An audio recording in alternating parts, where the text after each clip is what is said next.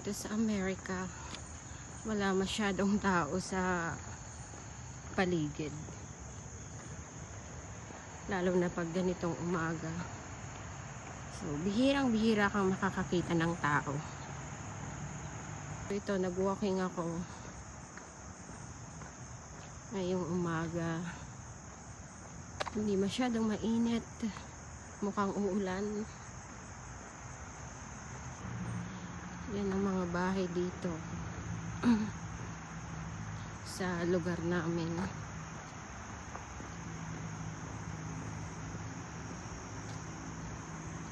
Ito for sale. Baka gusto yung bumili ng bahay.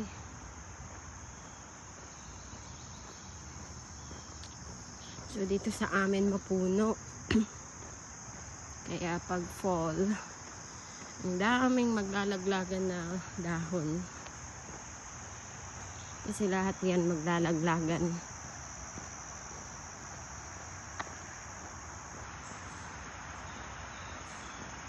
Ayan. Tahimik. Walang tao sa daan. Ako lang. Mga ibon.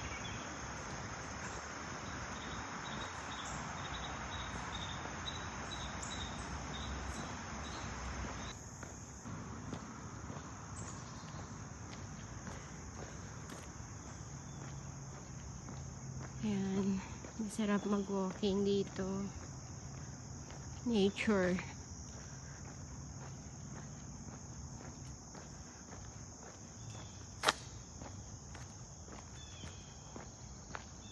Ayan, samahan nyo kung maglakad. Matagtag ang taba. At pagpawisan. Sana pagpawisan. Walang araw ngayon. Wala masyadong araw. O baka mamaya pa siya sisikat.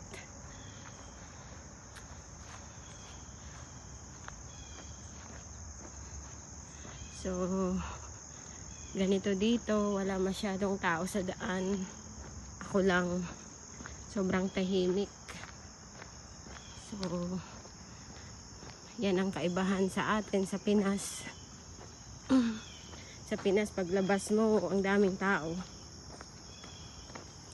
Dito bihira kang makakita ng taong tumatambay. Usually makikita mo din nagwo-walking din. Kaya naglilinis sa yard nila. Yun lang. Pero yung tatambay sa labas ng bahay, bihirang-bihira mong makakakita nun. Tapos usually sarado yung mga bahay unless kumatok ka. So ganyan dito yung mga bahay dito, iba-iba ang tsura. May mga neighborhood na uniform ang bahay nila, magkakapareho, pero sa lugar namin magkakaiba yung itsura.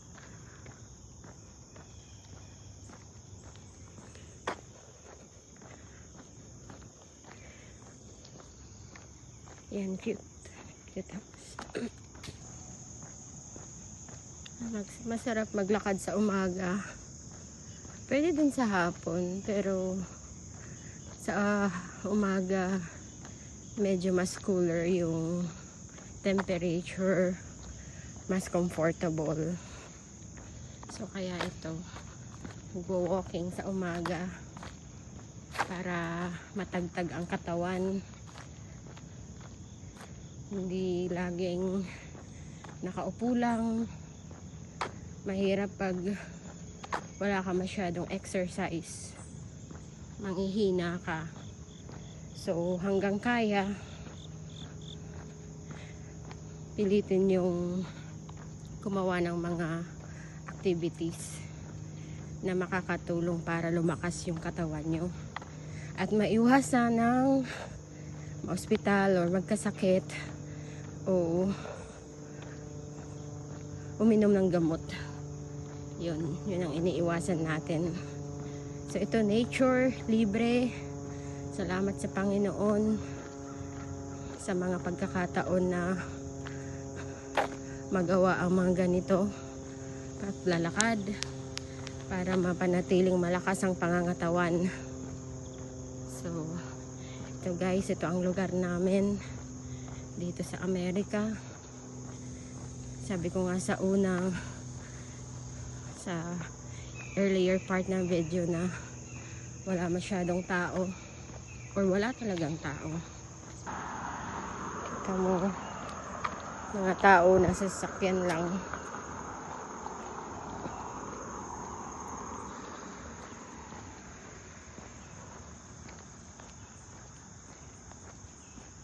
Nagtataka ako sa bahay na to kasi ang daming sasakyan. Inisip ko ilan kayang nakatira dyan. 1, 2, 3, 4, 5, 6, 7 cars. Siguro nagkukolekta siya ng cars. Kaya ang daming sasakyan sa harap ng bahay nila.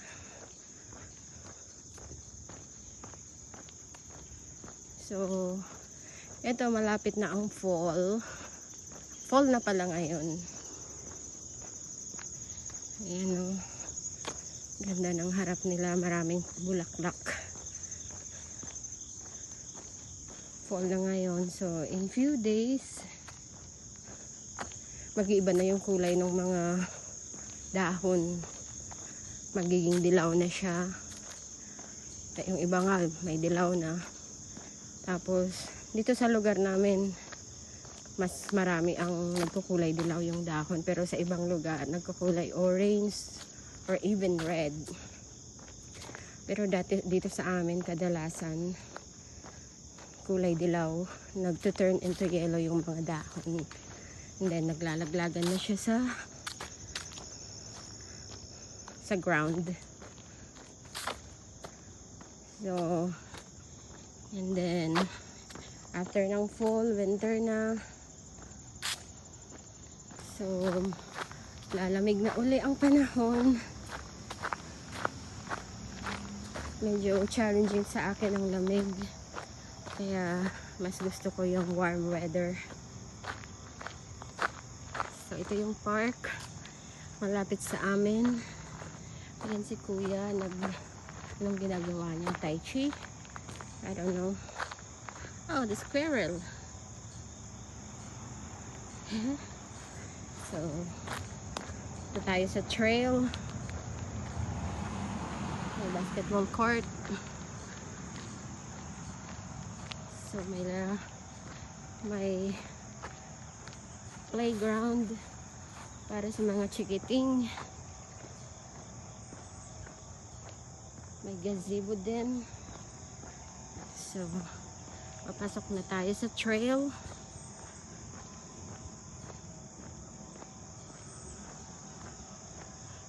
Ayan, marami nang nahulog na dahon sa daan. In few days, lahat ng dahon na yan maglalaglagan at mawawalan ng dahon ng mga puno. Kumbaga mag-hibernate siya. Pero magkakaroon din uli ng dahon ng mga yan pag malapit na ang spring. So babalik din sila. So kala mo patay na yung puno sa winter time. Pero nag-hibernate lang sila. Parang natutulog. Nakakatawa, no? Kung paano ni God ginawa yung mga ganyang, you know, yung season. Yung nag-hibernate yung mga puno. So, yeah, kala mo patay na yung mga puno, pero tutubo pa rin sila. Ito, nasa trail na tayo. Ayan. Ayan, marami ng dahon sa daan. Naglalaglagan na siya. So, ito yung trail malapit sa bahay namin. Actually, sa likod lang ng bahay.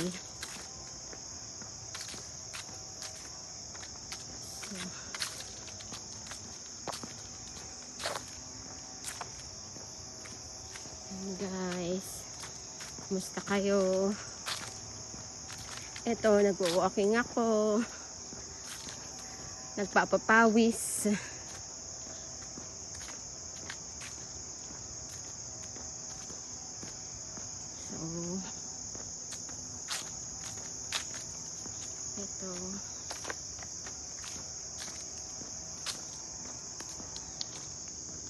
Samahan nyo lang ako. Hindi ako masyadong magsasalita. Para kunyari, naglalakad din kayo. You walk with me. Paminsan-minsan magsasalita ako. Para sana hindi boring ang video ko.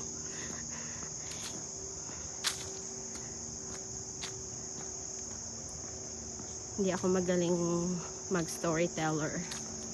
So, pero ito, pinapakita ko sa inyo Ayang Trail. Malapit sa amin. Sa likod ng bahay. Nagwa-walking ako. Nagpapapawis. Hindi pa... Nandiyan na yung araw pero siguro maraming ulap ngayon kaya hindi masyadong halata.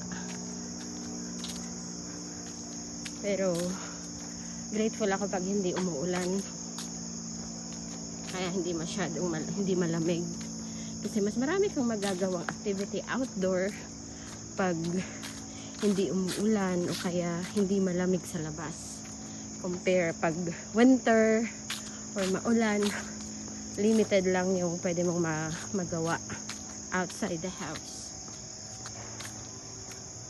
So ito, ang ganda dito. Tahimik.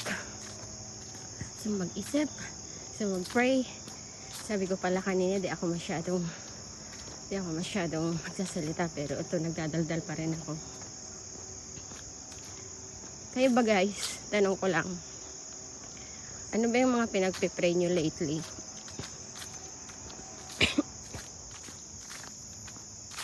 So pag may mag-comment dyan, kung may gusto silang ipag-pray, ipag-pray ko kayo. Ilagay nyo lang yung comment nyo sa baba at ipagdarasal ko yun para sa inyo. At sabihin nyo ako pag nangyari yung dasal nyo, natupad or in-answer ni God yung prayer. And then ayun, dito pag nag-walking ako, madalas kong kinakausap si God. Pinipraise ko siya kasi ang galing niya to create this beauty. The trees, diba? Binigyan niya yung tao ng isip para magtanim ng puno. Pero si God ang nagpapagrow nun. Diba? Wala naman dito nagme-maintain na wino-water siya everyday. Pero si God, through the rain, siya talaga yung nag-aalaga nito. So, na-amaze ako doon. Na-amaze ako sa nature. Diba? Wala, para sa akin yun ang pinaka-perfect beauty. Yung nature na create ni God. Sabi nga, yung nature daw, it speak how beautiful God is. So, kung nagagandahan ka sa nature, I'm sure it speaks to kung gaano ka-beautiful si God na makita siya face to face. So, ako excited ako sa time na yon na I'll meet Jesus face to face. So, lahat naman tayo dito, aalis tayo sa mundong to. Una-unahan nga lang, di mo alam kung kailan, pero alam mo mangyayari yun. So, that is kumbaga expected siya. Hindi siya dapat ikagulat. Pero depende na lang kung the way kung paano ka namatay. Ayan o, kita niyo yung bird na yon. That's anong tawag yan? Woodpecker. Ayan, nawala na siya. So, ayan. Kaya kung masyado kang focused on building wealth, pero napapabayaan mo yung spirituality mo, yung walk mo kay God, walang kwenta yun. Kasi sabi sa Bible, everything is just chasing after the wind. Chasing, I don't know how to say it, like exactly how the Bible says, pero it's chasing, parang hinahabol mo yung wind na walang nangyayari. So, habang may panahon ka to seek God, do it. Habang bata ka pa, do it. Pursue it. Pursue your relationship with God. Kasi mahirap na kung kailan huli na, saka mo iisipin na kilalanin si God ng mas malalim. So, part of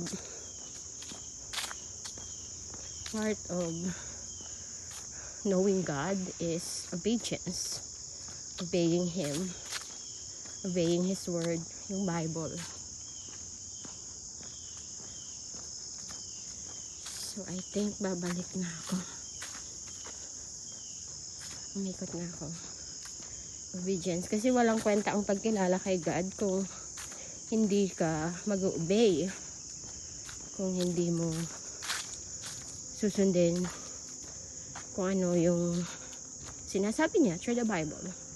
So, mahalaga na pag-aralan natin yung Bible.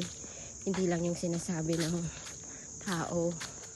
So, dapat kung may sinabing tao, halimbawa yung minister, yung pastor, yung priest, ikaw mismo nagsasaliksik ka on your own na tama ba to? In accordance ba yun sa sinasabi ng Bible? So, yun.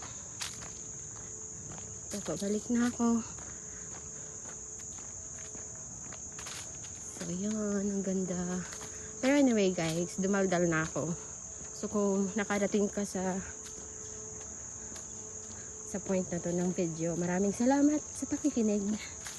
Ayan, may mga nagwo-walking din.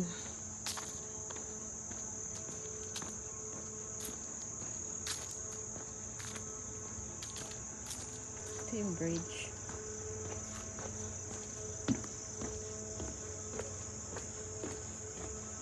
Hi. Morning. Good morning. Good morning. Yes, that's your food.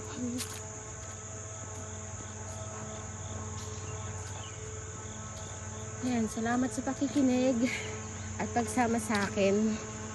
End ko na to kasi magpipray ako. Ayan, may nagbo-blow ng leaves. Thank you guys for watching and for sticking with me sa video na to.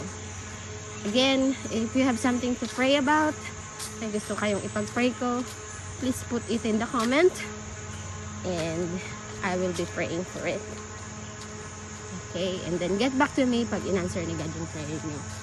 So bye for now. Be safe everyone.